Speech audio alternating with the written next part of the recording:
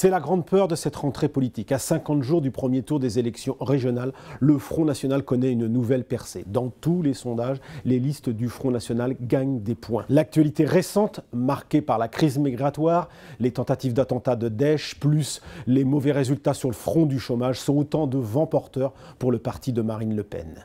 Un succès de la fille de Jean-Marie Le Pen ou de sa nièce en décembre aurait évidemment des conséquences et des répercussions aussi bien sur le Parti socialiste que sur les Républicains. 3 Français sur 10, selon une enquête IFOP-JDD, se déclarent prêts à voter pour Marine Le Pen au premier tour de la prochaine élection présidentielle. Avec un tel potentiel électoral, on comprend que la panique semble s'emparer des partis de gouvernement. Avant l'été, Nicolas Sarkozy confiait en privé qu'il ne croyait pas à la présence de la présidente du Front National au second tour de la présidentielle. Il confiait également que le Front National ne serait pas en mesure de remporter une seule région. Claude Barthelone, lui, le président de l'Assemblée nationale, ne s'embarrasse plus de conditionnel et annonce au futur que Marine Le Pen sera bien présente au second tour de la prochaine élection présidentielle en 2017. Alors, les régionales risquent une nouvelle fois de faire office de tremblement de terre politique. Le Front National semble en mesure d'être en tête à l'issue du premier tour dans 3 à 6 régions et sondage après sondage, Marine Le Pen semble se détacher inexorablement dans le Nord Picardie, au point que Xavier Bertrand aura probablement besoin que la gauche se désiste pour pouvoir faire barrage au FN. À gauche, Manuel Valls a déclenché du coup un véritable plan hors sec et évoque ouvertement de possibles victoires du Front dans 1, 2, 3 régions.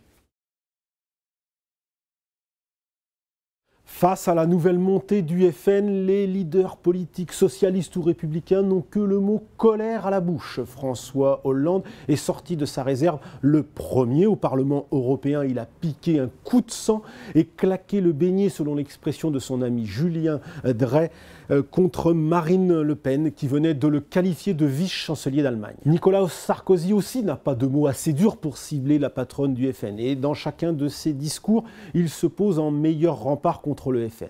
Du coup, Alain Juppé également a piqué une colère sur son blog contre les chantres du déclinisme visant à la fois Marine Le Pen, mais aussi Nicolas Sarkozy.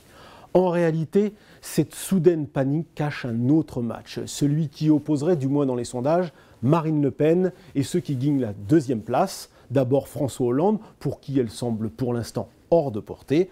À droite, c'est beaucoup plus incertain, entre Nicolas Sarkozy, Alain Juppé et les autres. On aura un début de réponse sur la bonne stratégie à suivre avec le résultat des régionales. Si Nicolas Sarkozy remporte ce scrutin sans que le FN ne gagne une seule région, alors il aura validé sa stratégie droitière. En revanche, si Marine Le Pen remporte une région, c'est Alain Juppé qui pourra faire valoir son choix, celui de séduire les électeurs centristes et les déçus de François Hollande, plutôt que de courir derrière le FN.